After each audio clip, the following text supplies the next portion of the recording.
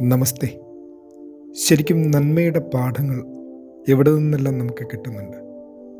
Pop ഷിനോഡ പറയും പോലെ, കപ്പലിളകുമ്പോൾ ജാതികൾ പ്രാർത്ഥിക്കുന്നു, പ്രാർത്ഥിക്കാതെ ഉറങ്ങുന്നത് യോന പ്രവാചകൻ മാത്രമാണ്.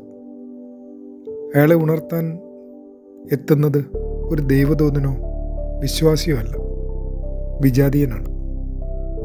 സുവിശേഷം നോക്കിയാലോ, പുരോഹിതനെയും ലേവ്യനെയും പഠിപ്പിക്കുന്നത് ശമരിയക്കാരനായ സഞ്ചാരിയാണ്.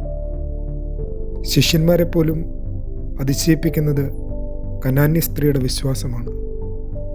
പരീശനിൽ ബോധ്യം വരുത്തുന്ന ചുങ്കക്കാരൻ, പ്രമാണിമാർക്ക് താക്കീതാവുന്ന പാപിനിയായ സ്ത്രീ, ഇങ്ങനെ എത്ര തിരുത്തുകളുണ്ട് തിരുവെഴുത്തിൽ.